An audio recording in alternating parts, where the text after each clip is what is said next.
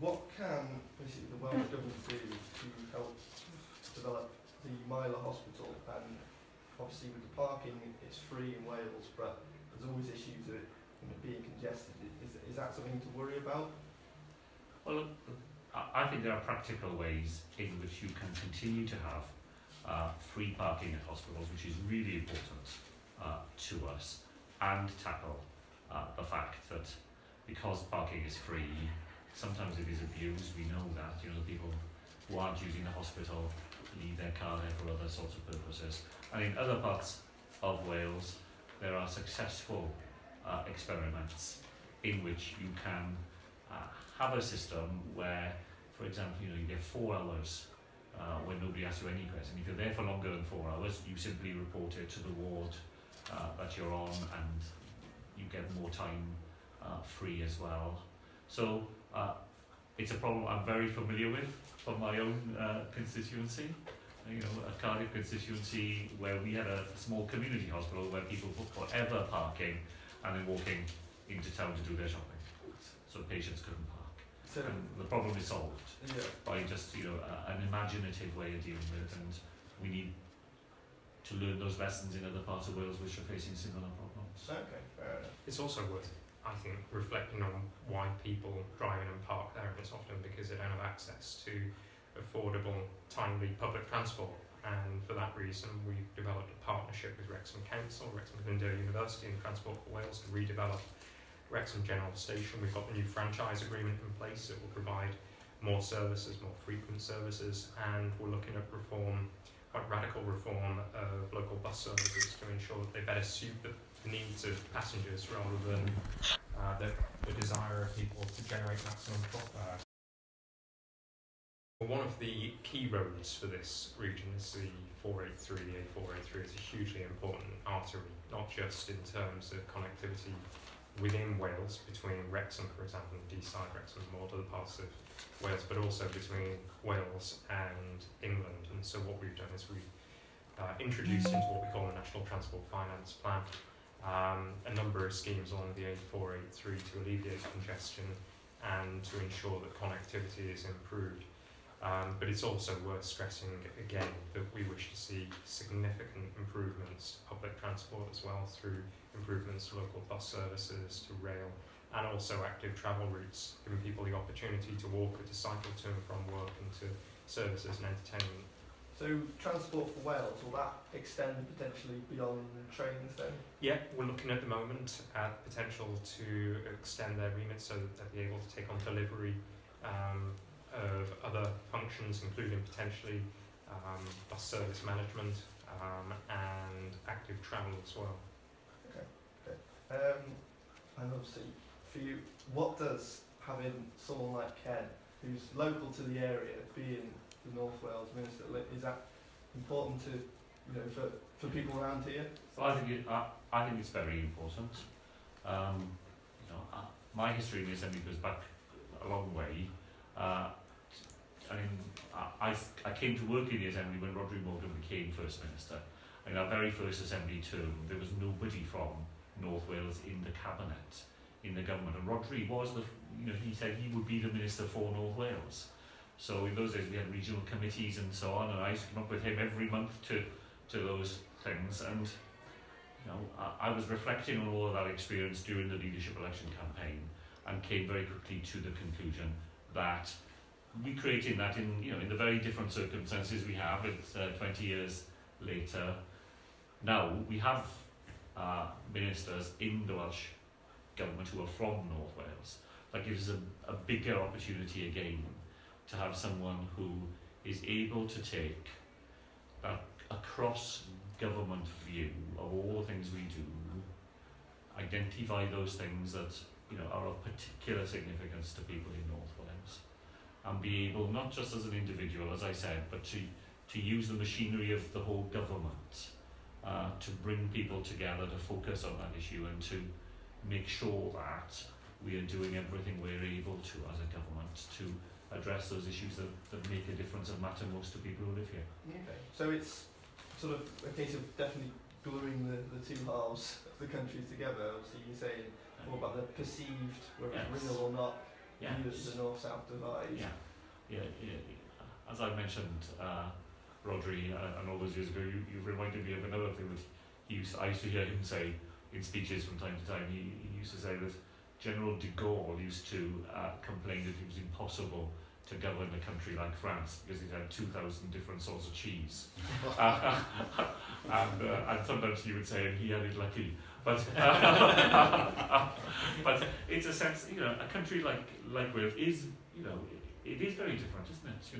The challenges that people face in some parts of Wales are not the same as in other places.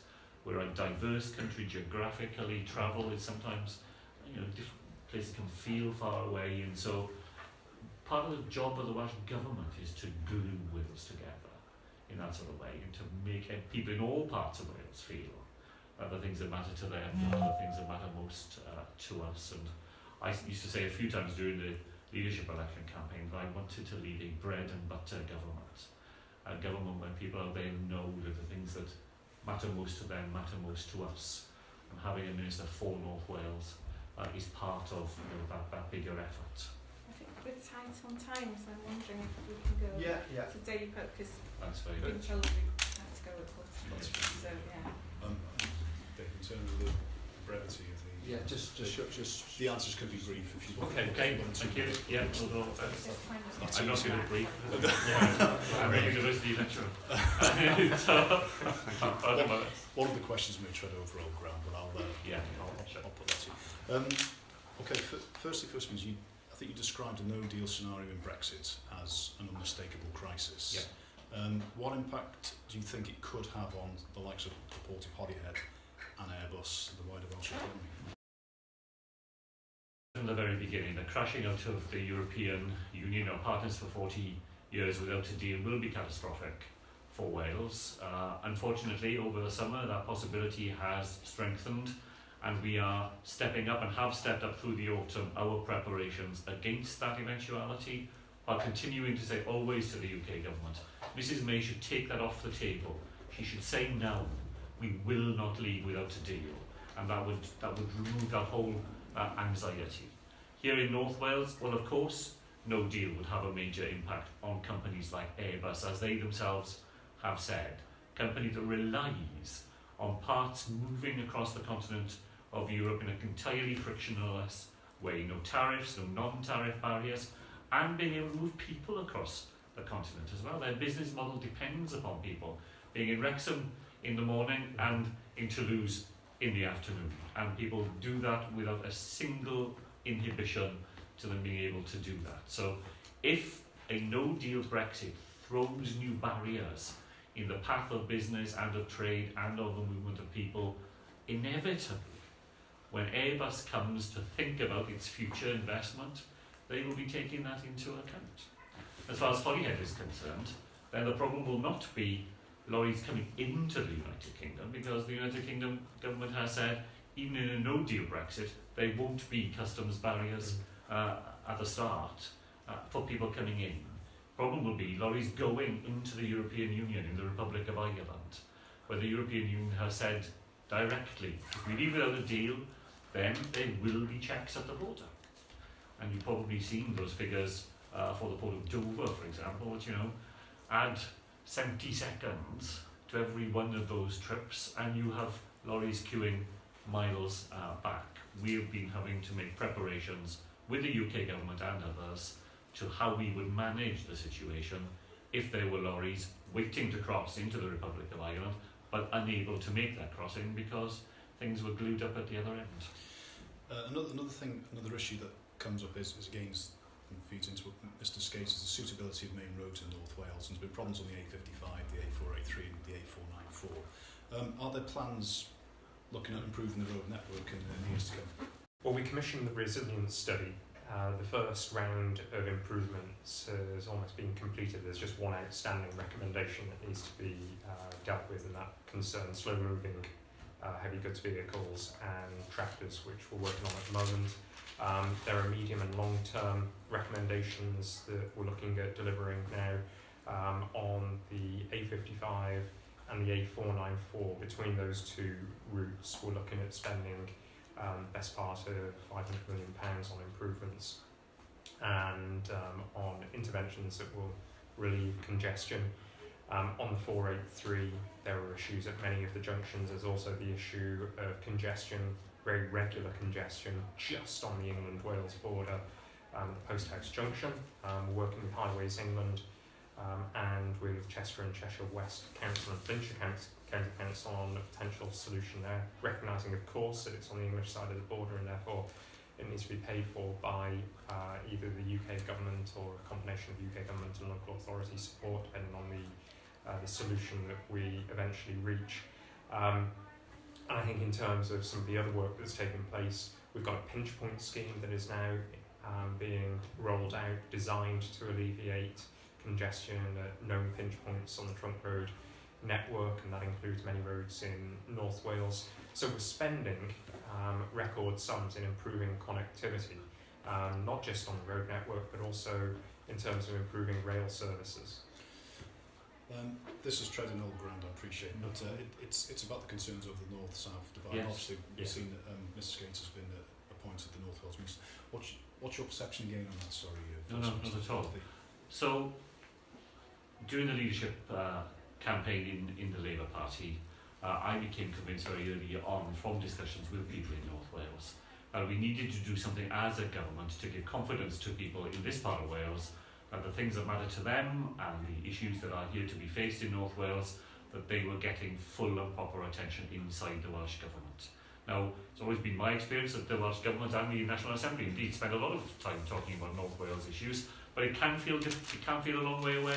People sometimes don't know all the things that are being said, and sometimes having a single individual who people know, of course Ken is a well-known North Wales Assembly member already, but having that named individual gives people the confidence of knowing that the things that matter to them are the things that matter to us as well. But I did want it to be more than just a sort of figurehead position.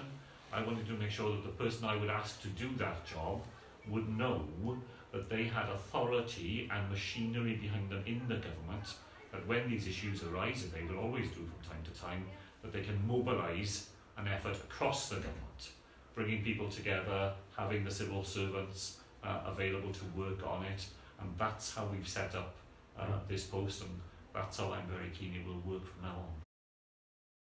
Well, I think in some parts of what Betsy does, there are very definite signs of improvement, and we know that with a new chair of the board, and there are new opportunities to continue that improvement process, so that in maternity services, for example, when I was the health minister, were a constant source of anxiety in North Wales. We know that a great deal has been achieved there. We know in mental health that there are some very real signs of improvement in different services.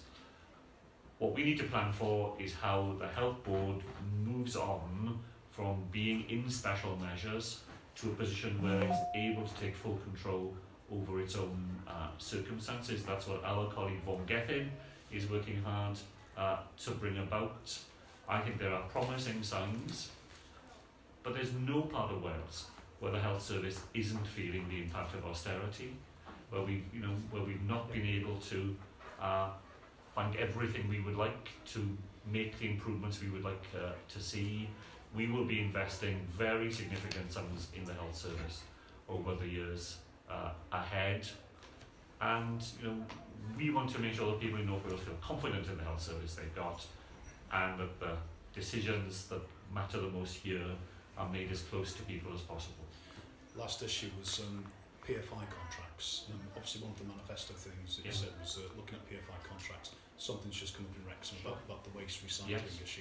What's your take on that, please? So what I said in my manifesto is that I would institute an annual review of all the PFI contracts that public authorities hold in Wales, to make sure that those holding them, and sometimes they're local authorities and sometimes they're police authorities and sometimes the Welsh Government itself has a very small number of these contracts, to make sure that we are confident that they are still offering the best value for money, and if there's a better way of doing it, that we look to do that. So in fact I had a meeting during the Christmas recess with some finance officials to make sure that we now go ahead and institute that annual review, and Wrexham and other local authorities in Wales who have these contracts will definitely be part of that process.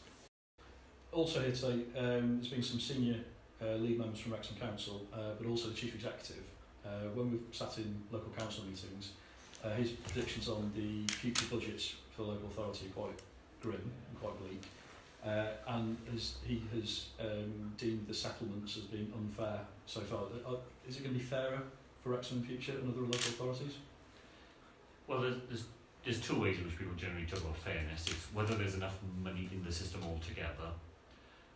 And 9 years into austerity, the Welsh Government has £6 billion less to spend than we would have if spending had grown over the previous 9 years as it had over the 9 years before that. So in that sense, is the system fair? No, it's not fair, because we need to make sure that money flows to Wales to allow us to fund public services like those that Wrexham Council provides in a way that matches the needs of people. The second way that local authorities talk about fairness is whether the cake is spread out fairly between them. And what I've always said to local governments in Wales is that I'm absolutely prepared to look at the formula, but if they, it's in a way it's their formula. So if they think it's unfair and they think it can be done better, they must come forward with that proposal, and we will be very receptive to it. But we won't solve the problem just by local authorities complaining about it, because everybody thinks the formula is unfair. I can go to 22 local authorities and each one of them will explain to me why the formula is uniquely unfair to them. If they can come forward with a better formula, they will find a very receptive audience in the Welsh Government. And finally, just one very quick one. They're pressing, I think, if it's really quick. Yeah, really quick. Yeah. So obviously, you mentioned this is very new in your term as First Minister. Is this going to be something we're going to see First Minister in Wrexham a fair bit, or I hope to. Predecessor was perhaps I hope to be round and about the whole of Wales, and certainly in North Wales as much as I can, and working alongside the Minister for North Wales, who will be here even more than I am. Well, a lot more, I'm sure. Inevitably than I am, but we'll be working together. You can be sure of all of that. I've looked at my diary. I'm going to be spending an extra day a week up here. That's my intention. And I'm going to be working out of local authority buildings a little more as well, making sure that I'm getting more access to key decision makers at local authority level.